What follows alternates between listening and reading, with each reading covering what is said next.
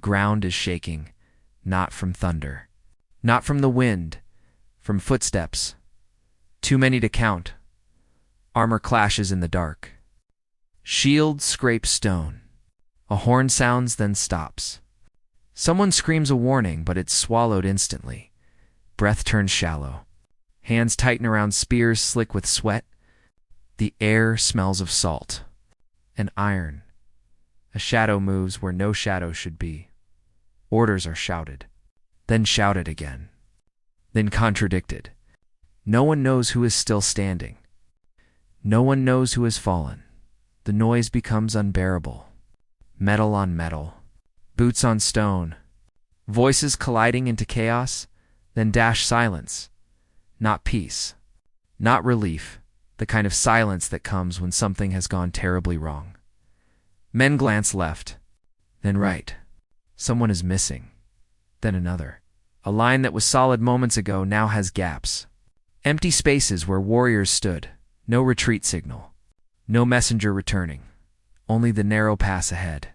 And the sense that they are no longer in control, a realization spreads, slow and terrifying. They are being tested, measured, pushed to the edge of something they cannot see. The enemy does not rush. It waits. And in that waiting, one question burns in every mind: was this pass meant to stop an army, or to trap the men who stood inside it? Asterisk, the year was 480 BC across the ancient world. Fear moved faster than armies. The Persian Empire, vast, wealthy, and relentless, was advancing westward. Cities whispered its name with dread. Persia had already crushed resistance before. Kingdoms fell not just by force, but by inevitability. Once the Persian war machine turned its attention toward a land, the outcome felt predetermined. Greece was divided, city-states argued. Alliances were fragile, trust was thin. Yet everyone understood one thing: the invasion could not be ignored. At the heart of the tension stood a narrow stretch of land known as Thermopylae. A passage between mountain and sea. So tight that numbers meant little. So confined that strategy mattered more than size. To the north, the Persian host gathered an army unlike anything the Greek world had ever faced. It moved with confidence, with patience, with the certainty of overwhelming power. To the south, Greek leaders debated time itself. How long could they delay the inevitable? How long before the storm reached their cities? Thermopylae became the answer, not as a place of victory, but as a place of delay. If the Persians could be slowed here even briefly, the Greek world might prepare. Fleets could maneuver. Cities could brace. But delay had a cost. Every hour bought at Thermopylae would be paid for in blood. Exhaustion and resolve. Supplies were limited. Reinforcements uncertain. And yet orders were given. A force would stand in the pass, not to conquer, not to survive, but to hold. As Persian scouts observed the land, they saw nothing impressive, just stone cliffs and a thin strip of road. What they could not measure was the weight of expectation pressing down on those who would defend it. Thermopylae was quiet before the storm.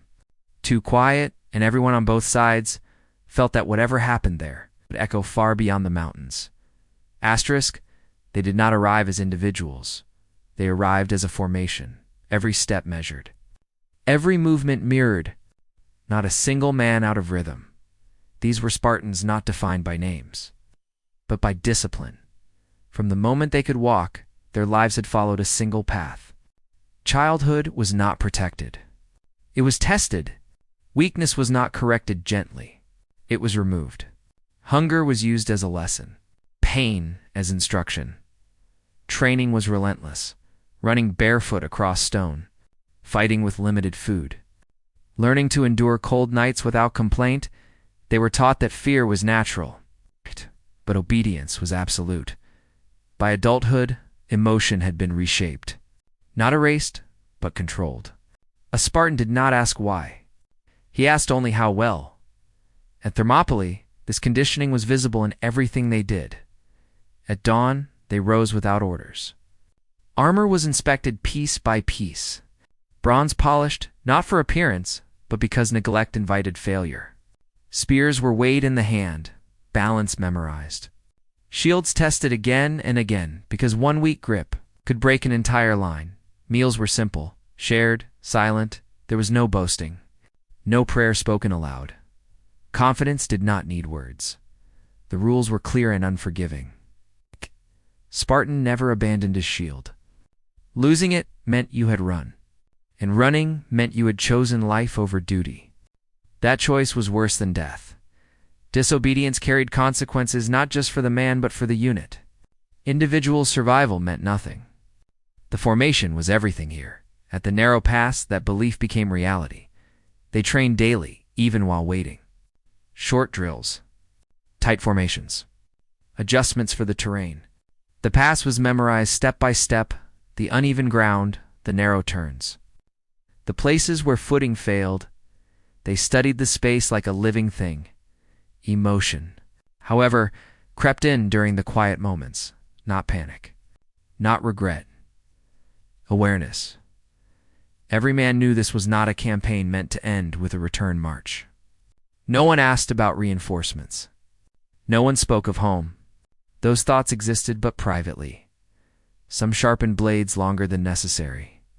Others stared out toward the horizon longer than required. At night, conversations were low and brief. Stories were not about past victories but about discipline. About training instructors long dead. About lessons learned the hard way. It was not nostalgia. It was grounding. The leadership among them enforced calm with precision. Commands were given evenly. Corrections delivered without anger. Confidence flowed downward through example, not speeches. There was no promise of survival, only purpose. Emotionally, they existed in a controlled tension like a bow drawn and held. Muscles ready, minds alert. Waiting without impatience, sleep came in fragments. Short rest cycles, always with armor nearby. Always with weapons within reach. Dreams, when they came, were brief and unclear. No one spoke of them. By the fourth day, something subtle had changed. They were no longer merely waiting, they were listening. Listening to the pass. Listening to the wind between the cliffs. Listening for something they could not yet define. Their discipline did not falter, but their awareness sharpened. Eyes lingered longer on shadows. Hands rested more firmly on spear shafts. No fear showed, but caution did. They trusted the training. They trusted each other. What they did not trust fully was time, because time, they knew, favored the larger force. Still, no one questioned the order to hold. Holding was what they were built for, and whatever came next, whatever tested that. Resolve would not find them unprepared. They stood ready. Not knowing when the moment would come, only knowing that when it did, they would meet it. Together, the first sign was not an attack, it was silence. Not the natural quiet of mountains at rest, but a pause that felt deliberate, as if something ahead had stopped moving and was waiting. Scouts had been sent forward along the narrow approaches days earlier. They knew the terrain. They knew the distances. Their return times were predictable. One did not return on time. No alarm was raised. Delays happened. Terrain shifted. Wind changed pace. But eyes followed the path longer than usual. Then another report came back incomplete. Details missing. Distances vague. Numbers avoided. No one challenged it openly, but the tone had changed. Orders were repeated twice instead of once. Positions were rechecked without explanation. The same questions were asked again, just to confirm the same answers. At night, fires burned lower than before, not for concealment, but because no one felt like drawing attention. The wind through the pass carried unfamiliar sounds. Low, rhythmic, almost like movement too far away to identify. Some said it was the sea. Others said it was armor shifting in the distance. No conclusion was reached. What unsettled them most was not what they heard, but what they did. No horns. No signals. No messengers approaching openly. The enemy was known for spectacle, for intimidation, for overwhelming presence. Yet now nothing. During the day, Persian scouts were visible at a distance, watching, measuring, never advancing too close, never retreating fully, always there to still. The Spartans trained as usual. But drills became shorter, sharper, more focused on reaction than repetition. Shield lines were locked and unlocked more frequently, not because of orders, but instinct. A subtle tension crept into routine. By the third evening, conversations grew quieter. Men spoke closer together. Voices dropped even when no one else was near. A few veterans noticed something else. The rhythm of the day felt disrupted. Time seemed uneven. Moments stretched, then vanished. Sunrise felt delayed. Sunset too fast. It made no sense. And that unsettled them more than fear ever could. One night, a sentry swore he heard footsteps behind the line. He turned, nothing, no. Reprimand followed his report, but no explanation either. Another reported seeing movement high on the rocks, too controlled to be animals, too slow to be falling stone. Searches found nothing. Still, watch rotations were tightened. Sleep was shortened. Armor stayed on longer. No one spoke. The word danger, they didn't need to. By now, everyone felt it. The pass no longer felt empty. It felt observed, as if the cliffs themselves were counting them. The leadership did not call a council. No dramatic warnings were issued, but subtle changes revealed concern. Messengers were sent more frequently between positions. Runners returned faster, breathing harder than usual. One came back pale. He said nothing unusual had happened. No one believed him. The strangest moment came. Just before dawn, a distant sound echoed once through the pass. Not a horn, not a shout, something heavy striking stone, then nothing. Again, the men stood ready for an order. That did not come. Minutes passed. The sky lightened. Nothing happened. Yet the feeling remained that something irreversible had shifted, as if a door had quietly closed behind them. And no one had heard it shut. They held their positions, weapons ready, eyes forward. Whatever was coming, it was no longer rushing, it was waiting, and that, more than anything else, made the waiting unbearable. Asterisk, it did not begin with a signal. No horn, no shouted command. It began with movement that felt wrong, a shift in the air.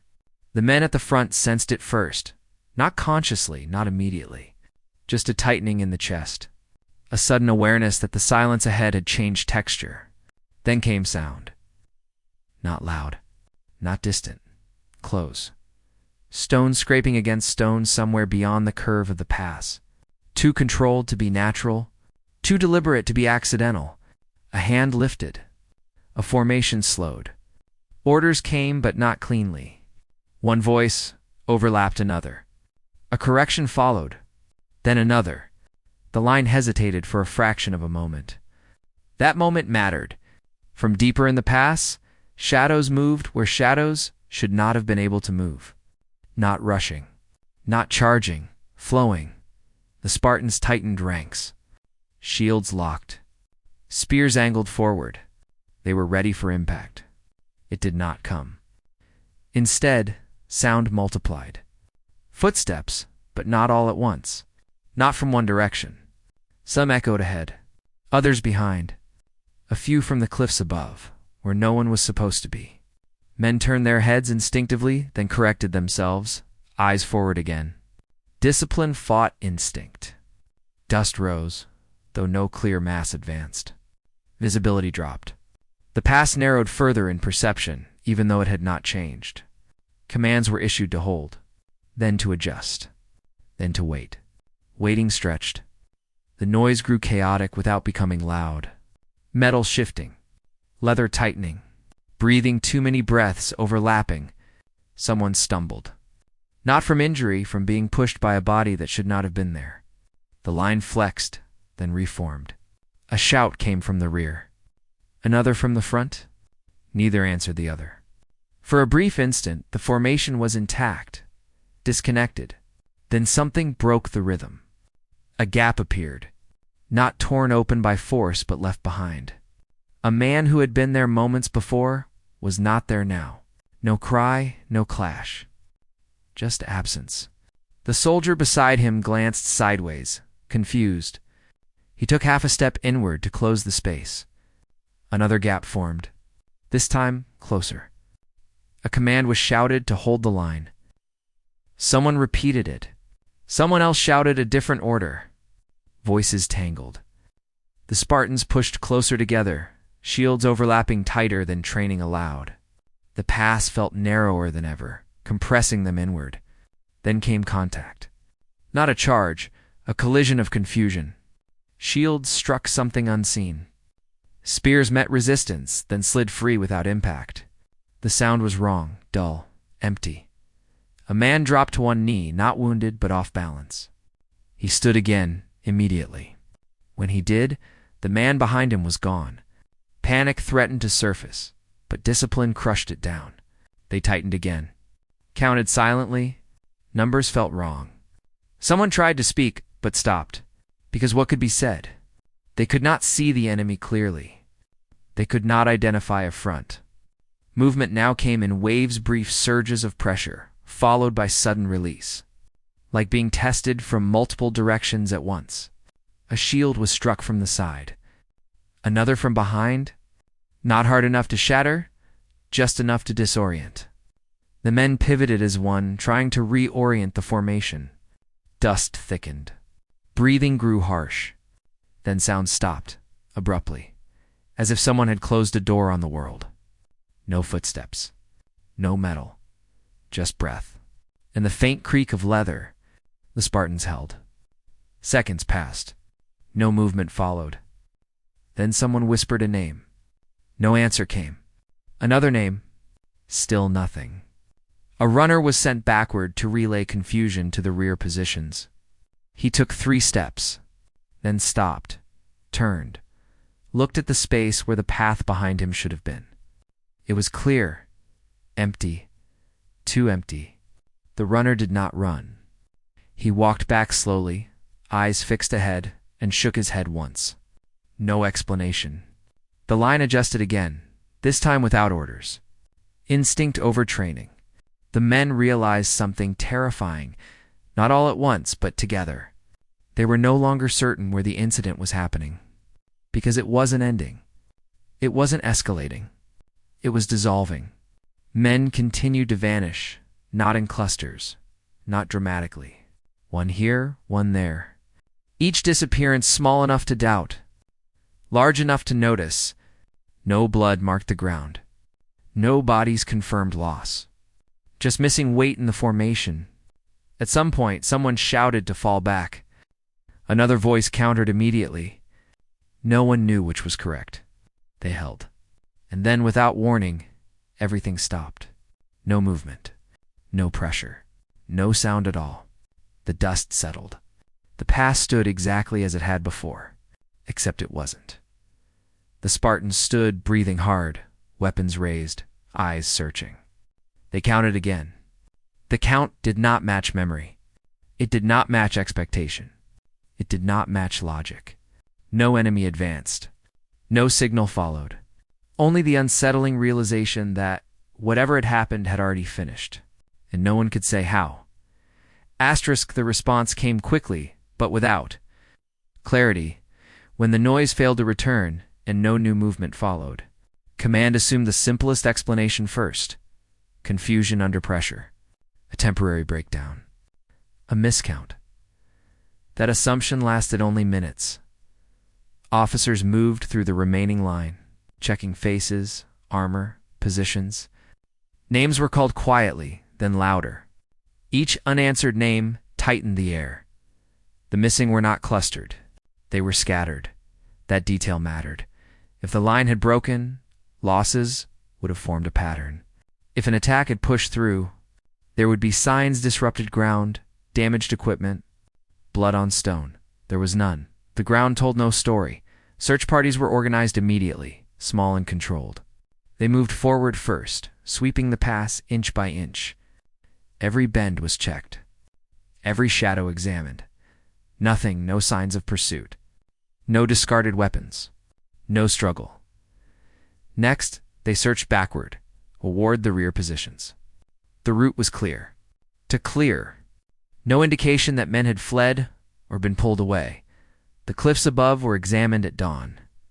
Scouts climbed carefully, tracing paths where movement had been reported earlier. Loose stone was found. Scuff marks that could have meant anything, nothing. No bodies, no equipment, no. Proof reports were written quickly and rewritten just as fast. Times didn't align. Distances conflicted. Witnesses remembered the same moments differently. Some insisted the line had never broken. Others swore they felt pressure from behind. A few admitted they could no longer remember exactly when the first man vanished. That admission unsettled everyone. Interrogations followed, but they were restrained. No accusations. No threats. Just repetition. What did you see? When did you notice? Who was beside you? Answers shifted with each retelling, not dramatically, but subtly. Enough to make certainty impossible. Leadership faced a problem more dangerous than loss itself. They had no explanation to report. An enemy attack could be answered. A tactical error could be corrected. But this had no shape.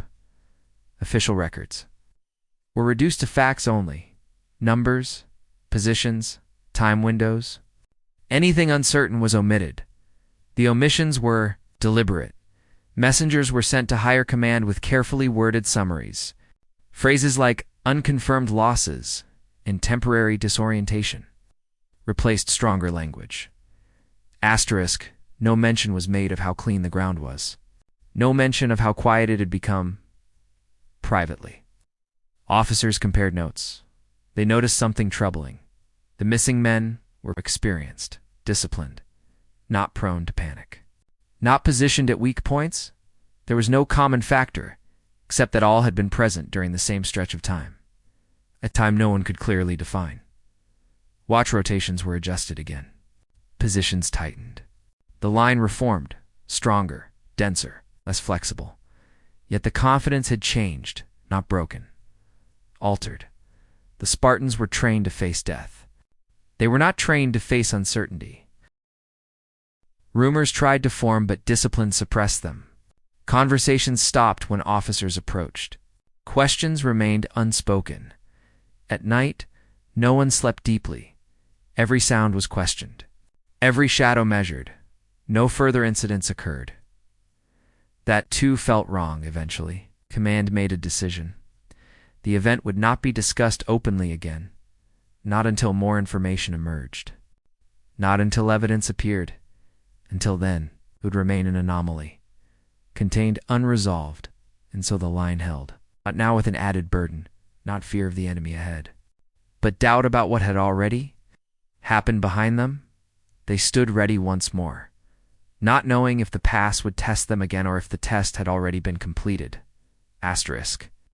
With no clear explanation recorded, the incident at the pass did not disappear. It transformed in the absence of certainty. Theories emerged quietly at first, then persistently. None were officially endorsed. None were fully dismissed. Each attempted to impose order on something that resisted it. The first explanation was the safest, that the incident was nothing more than a momentary breakdown under pressure, confusion amplified by terrain, dust, noise, and exhaustion. A formation stretched too thin. A line flexed at the wrong moment, in this view. The missing men were casualties removed during chaos, pulled away, overwhelmed, or lost in a retreat no one clearly witnessed.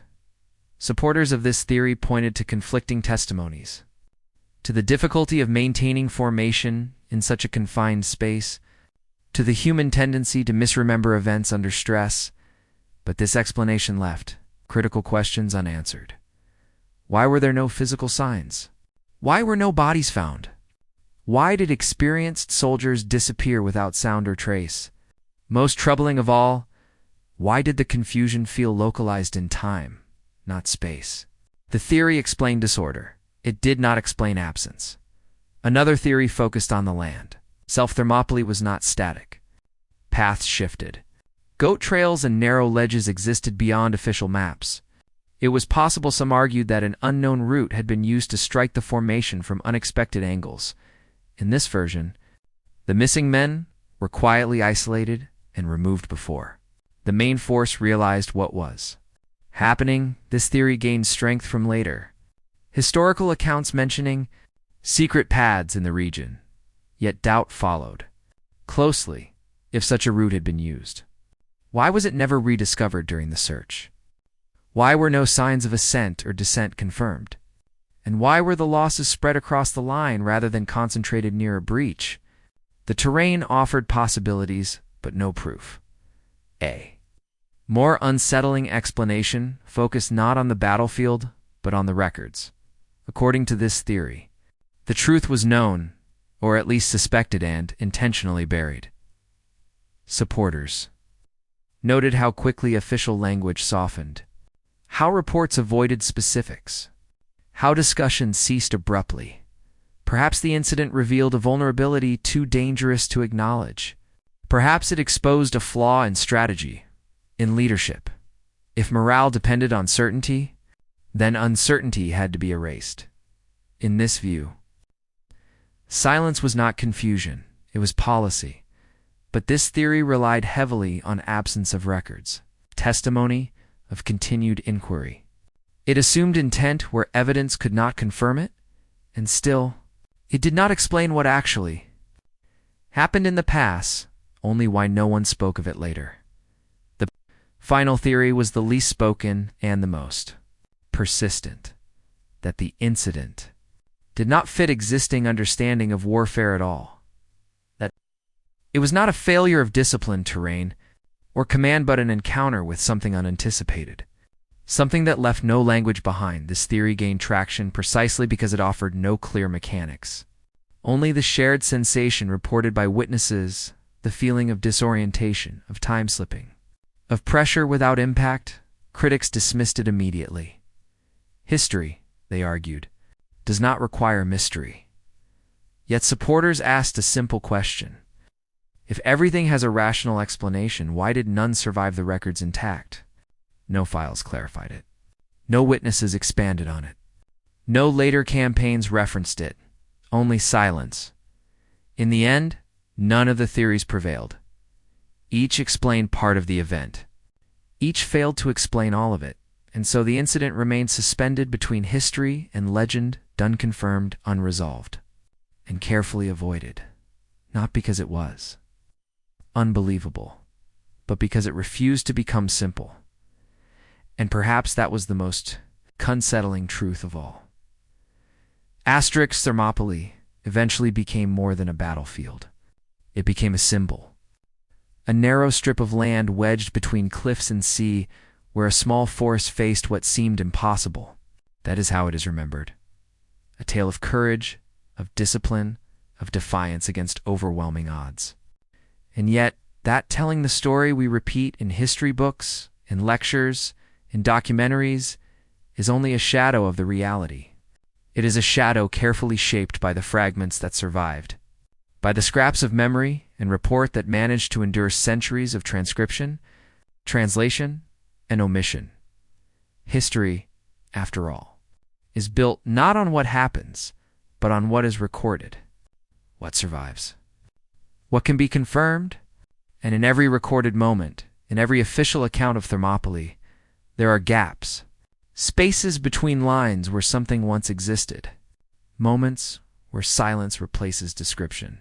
The event that unfolded in the past, the strange, unexplainable occurrences, the disappearing soldiers, the fractured lines of Spartans, was not carved into stone. It was not celebrated. It was not debated in public councils or used as a cautionary tale among generals in the years that followed. Instead, it faded quietly. It persisted only in fragmented reports, whispered accounts, the half-remembered reflections of survivors who could not tour or would not speak in detail. Perhaps this fading was intentional. Perhaps not. Perhaps history itself is designed to filter out what cannot be explained. What threatens the neat narratives of order and control? In times of war, certainty is a weapon. Fear spreads icily, yes, but doubt spreads faster.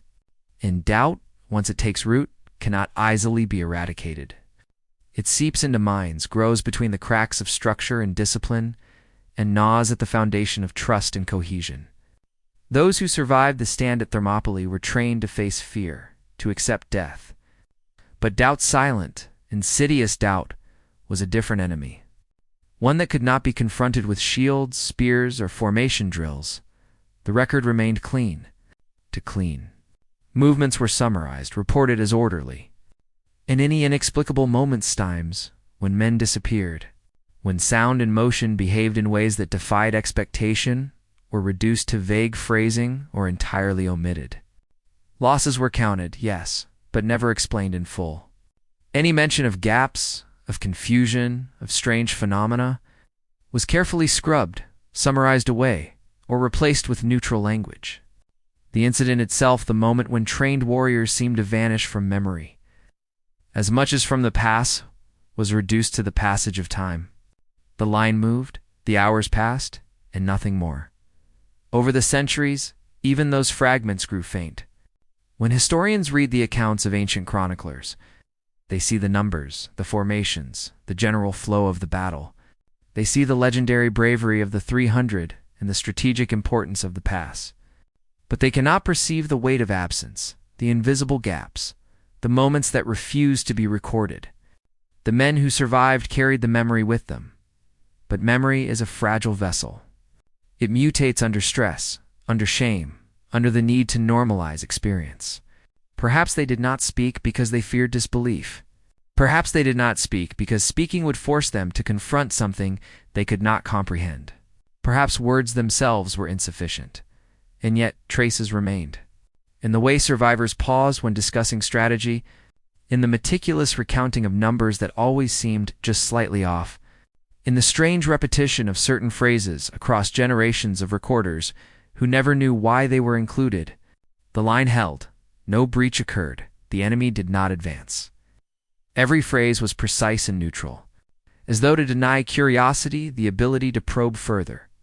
It was a record of presence without content, the evidence of action without explanation, and that, perhaps, was more unsettling than any blood-soaked battlefield. Thermopylae, after all, is not just a physical place. It is a memory carved into consciousness. The wind still moves through the cliffs. The sea still presses against the land, and the pass remains narrow, constrained by rock and water, echoing centuries of footsteps that have long since vanished. Walkers today can feel it, the tension of the space, the constriction of the terrain, the sense that every stone remembers something, even if we cannot know what. Historians can tell us who commanded, who advanced, who fell. They can tell us the dates, the approximate sequence of events, the outcomes in strategic terms. But they cannot tell us everything. They cannot tell us what caused disciplined, trained warriors to vanish without trace. They cannot explain the dissonance of the line, the moment when structure dissolved into uncertainty. They cannot reveal what, if anything, was truly lost in that silence. And this is the haunting aspect.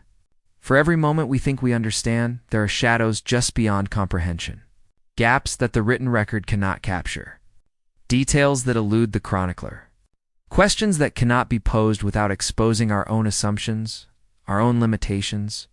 When the past was quiet again, when the dust settled, when the men who survived returned to their duties or to other campaigns, the incident was already transforming into legend.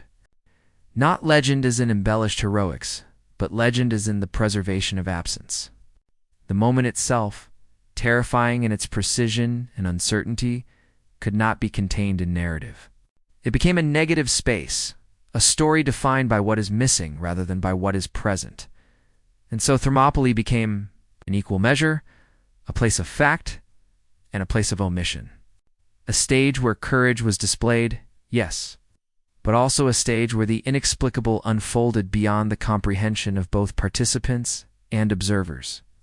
Survivors carried it quietly, tucked away alongside their memories of discipline, camaraderie, and the horrors of war. Over time, even those quiet memories blurred. Time eroded the sharp edges of recollection, leaving smooth contours suitable for historical preservation.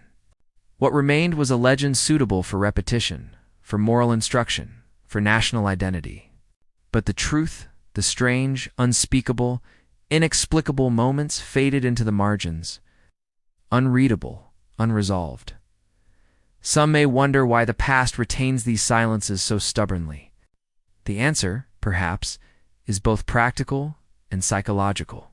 Some truths are too disturbing, too alien, too destabilizing to survive formal documentation. To admit them is to destabilize authority, to undermine strategy, to sow doubt among those who would rely on certainty. And human beings, even in ancient Greece, are remarkably good at maintaining such silences. The unrecorded events of the past were absorbed into personal memory, into fear, into instinct. They were carried in the posture of a soldier, in the careful alignment of a line, in the repetition of drills that reinforced order against chaos. In this way, the past preserved itself not through words, but through practice. Not through chronicles, but through discipline. Not through memory alone, but through the refusal to speak, even today. As scholars, travelers, and casual readers encounter Thermopylae, there is a sense that the place is more than the sum of its stories. Its cliffs, its narrow road, its ancient stones, they evoke a silent tension, something that cannot be expressed in dates, numbers, or names. A question lingers. What was taken from the past? Was it courage? Life? Certainty? Or something subtler? Something that escapes measurement entirely? And that question and changed by time. Unanswered by history, unrecorded by any scribe, persists. Haunting the landscape and the mind alike, history remembers. The stand of the 300 because it fits a narrative. It remembers Thermopylae because the outcome was definable, because the numbers can be counted, because the Persians were delayed, because the strategic effect can be explained. But history does not remember the uncertainty, the absence, the vanishing. And in those unrecorded moments lies the real haunting, the reminder that some things are beyond our comprehension, that not all events can be reduced to cause and effect, that even the most disciplined, most trained warriors may encounter moments that defy understanding, and that the world may continue on without ever acknowledging the truth. And so, in silence and absence, Thermopylae persists, not merely as a battlefield, not merely as a story of courage, but as a space where the limits of human knowledge are quietly demonstrated. The wind moves through the pass, carrying echoes of footsteps that may never have existed. The sea presses against the rocks, relentless and indifferent. The pass remains narrow, constrained, unyielding, and unchanged. And with it, the questions endure. What truly happened? What was lost? And what is left unspoken, preserved only in the fragile memory of those who once stood there, waiting, uncertain, and perhaps terrified. Asterisk even after the battle. The men who survived Thermopylae carried more than scars and exhaustion. They carried absence itself. Moments that defied explanation lingered in their minds, comrades who vanished without a trace, formations that seemed to falter and recover without reason, time that felt fractured. Words failed them, and history failed to capture it. Chronicles recorded courage and strategy, numbers and movement, but the subtle terror, the inexplicable gaps, was erased, leaving only fragments, half-remembered sensations, and the weight of silence. Over time, these unspoken events shaped both the survivors and the legend. Discipline continued, battles were fought, victories were claimed, yet the memory of that narrow pass persisted like a shadow. The cliffs, the narrow path, the sea pressing against the rocks, they all seemed to remember something the records could not. Absence became as real as presence, a reminder that even the most ordered human efforts can encounter forces beyond understanding. And in that realization, doubt became a constant companion, whispering of what might have been lost, of what the line at Thermopylae truly faced. History celebrates Thermopylae for its courage and defiance, but But it cannot speak for the vanished, the unseen, the moments that defy logic. Did the 300 truly stop the Persians? Or did the past take something from them, something that cannot be recorded, measured, or fully remembered? That question endures, haunting the stones, the wind, and the minds of all who reflect on the narrow corridor where absence was felt as keenly as any spear. And in that haunting, the true story of Thermopylae lingers unanswered, unresolved, and impossible to forget.